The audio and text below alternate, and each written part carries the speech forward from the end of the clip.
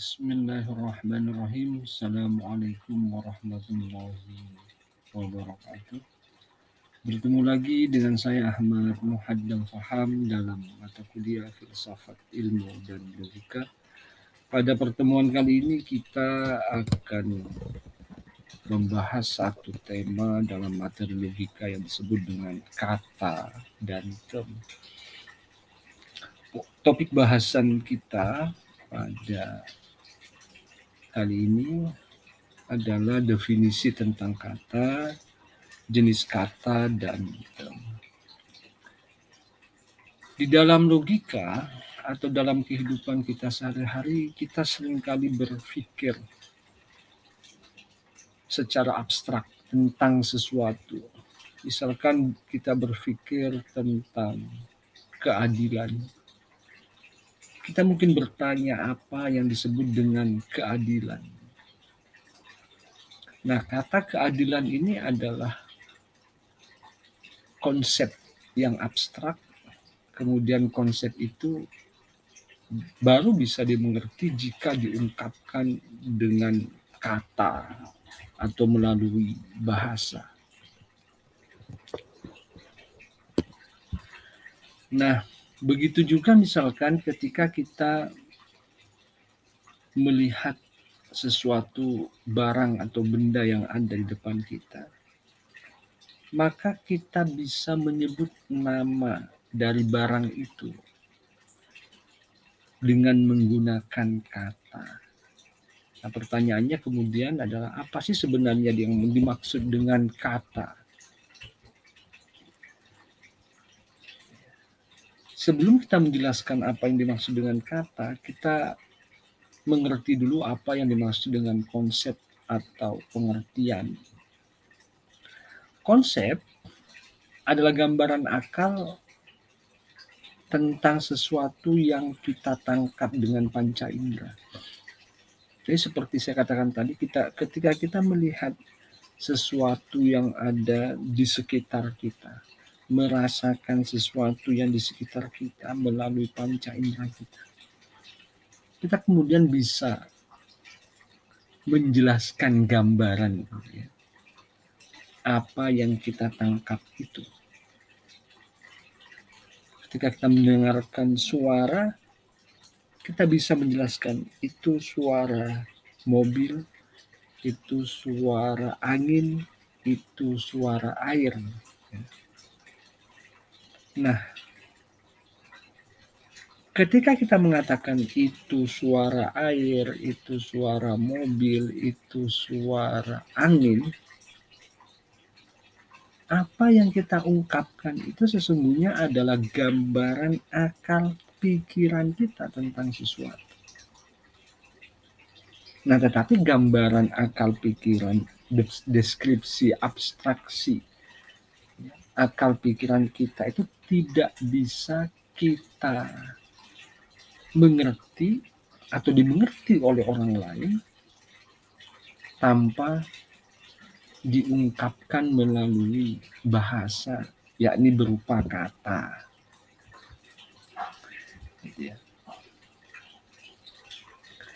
Nah, kemudian apa sih yang dimaksud dengan kata? Kata adalah pernyataan lahirnya yang kita gunakan untuk menyatakan konsep atau pengertian kita tentang sesuatu.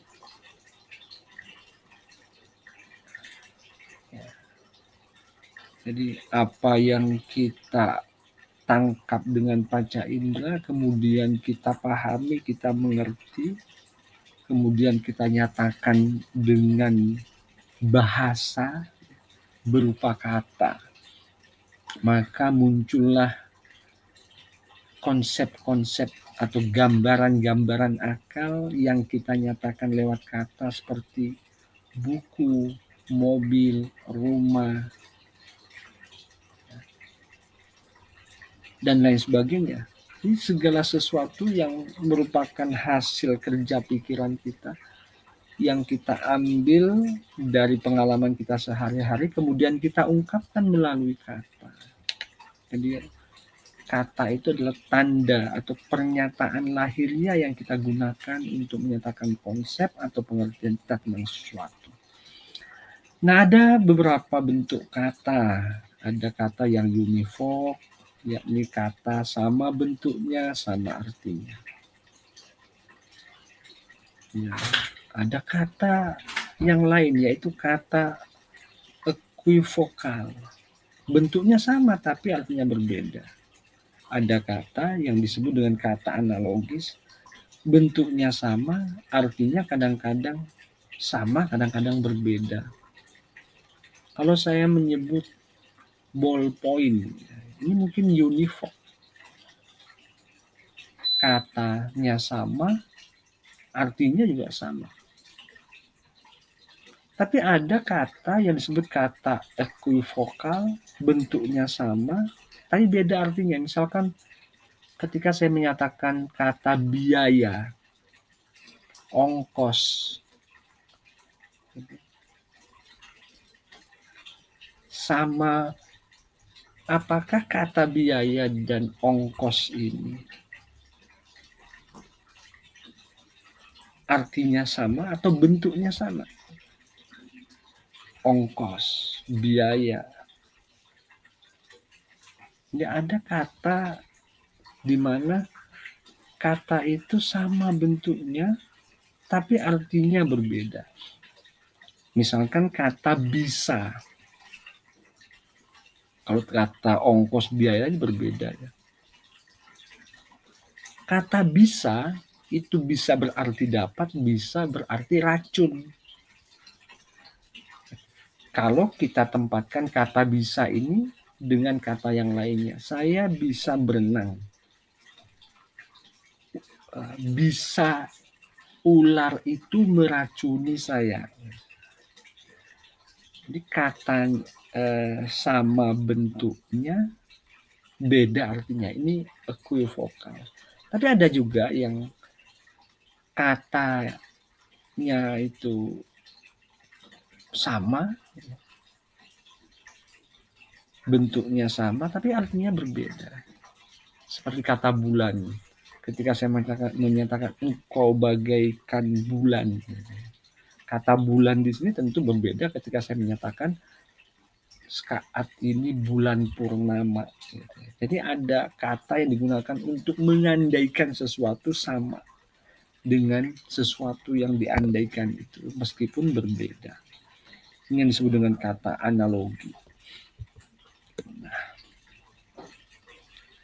selanjutnya ada juga kata yang disebut dengan kata kategorimatis, yaitu kata yang dapat mengungkapkan arti sebuah konsep secara mandiri tanpa bantuan kata lain. Kata sedih, kata makan, itu adalah kata yang bersifat mandiri.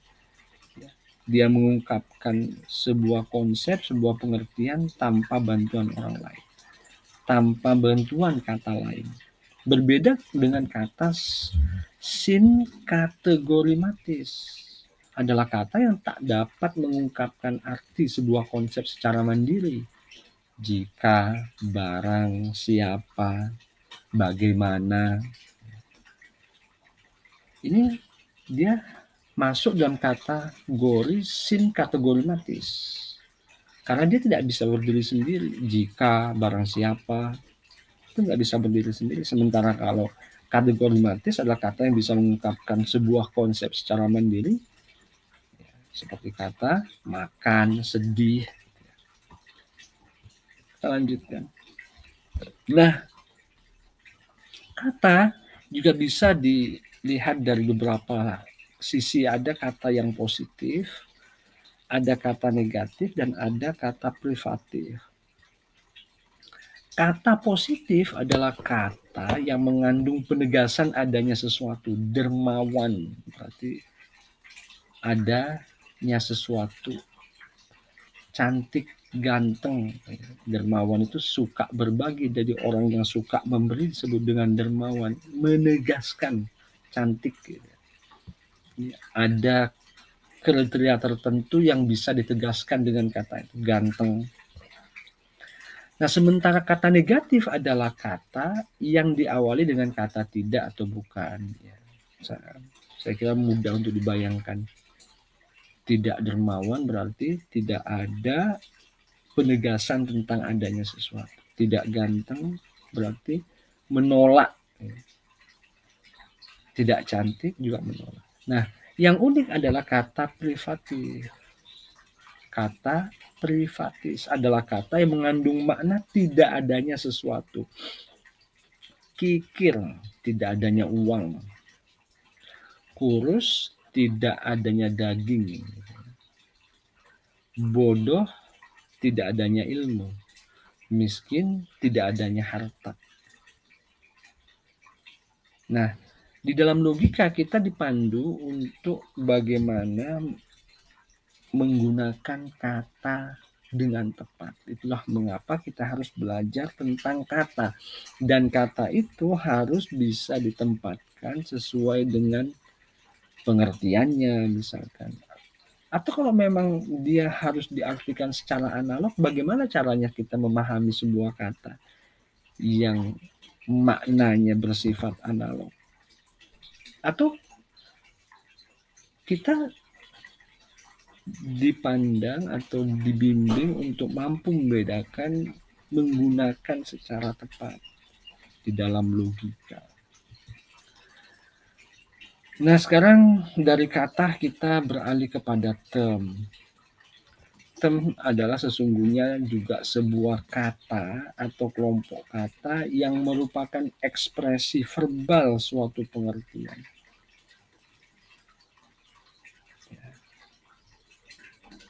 Term merupakan bagian dari kalimat yang berfungsi sebagai subjek dan predikatnya. Pendeknya, pengertian term itu adalah kedudukan kata dalam kalimat yang mana kata itu bisa berkedudukan sebagai subjek dan sebagai predikat.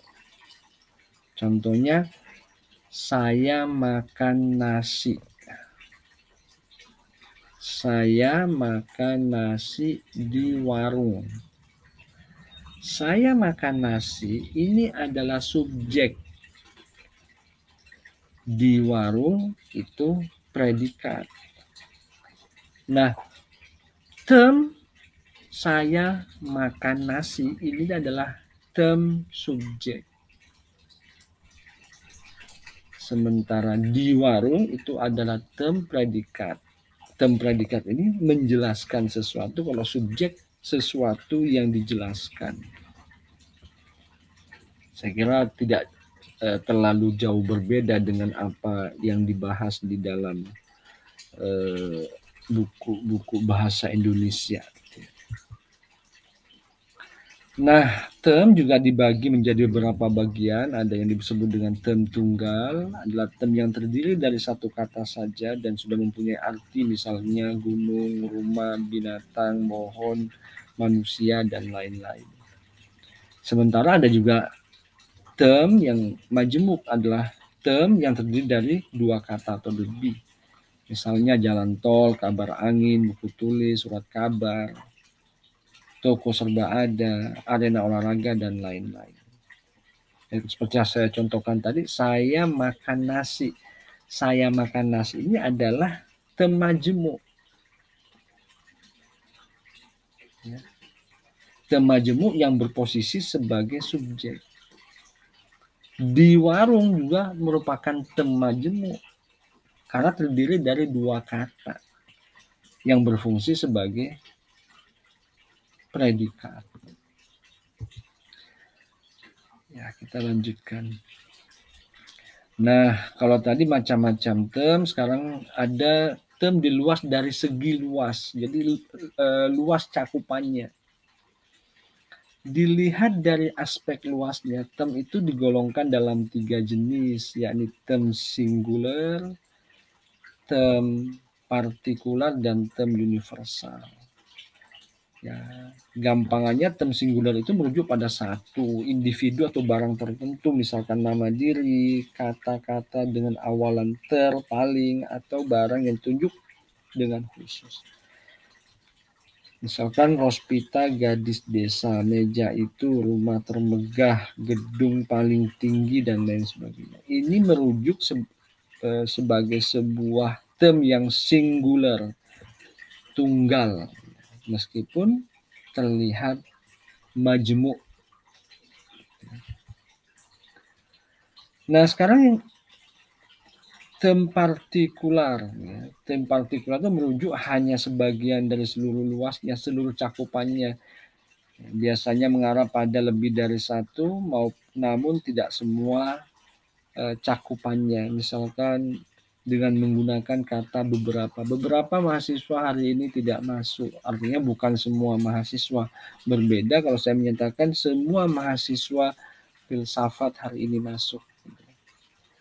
Kebanyakan, ada yang, dan lain sebagainya. Kemudian juga ada yang disebut dengan term universal, yaitu term merujuk kepada semua cakupan gitu ya, tanpa kecuali. Misalkan semua mahasiswa wajib membayar uang kuliah. Nah, sekarang yang selanjutnya adalah sifat term. Berdasarkan sifatnya, term dapat dibagi menjadi term distributif atau universal dan term kolektif atau term partikular. Jadi ini hanya berdasarkan sifat. Term distributif atau universal adalah term yang digunakan untuk menyebut atau yang mencakup semua anggotanya secara individual, satu demi satu, dan bukan sebagai kelompok. Manusia adalah makhluk sosial. Semua manusia adalah makhluk sosial. Ini term distributif, cakupannya semua anggotanya. Nah, term tidak distributif atau partikular itu meliputi sebagian saja. Ini hampir sama dengan istilah term partikular dan term universal. Selanjutnya term kolektif, ya, bila pengertian yang terkandung dalam term tersebut tidak dapat dikenakan kepada anggota-anggota atau individu yang tercakup dalamnya satu persatu, melainkan pada kelompok secara keseluruhan. Ya, ini sama dengan term partikular.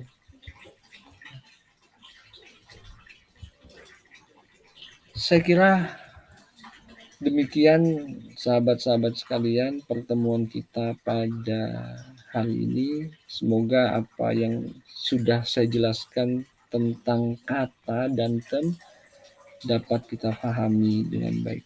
Kurang lebihnya saya mohon maaf. Saya akhiri pertemuan kali ini. Wallahu muwaffiq ila aqwamit thoriq. Assalamualaikum warahmatullahi wabarakatuh.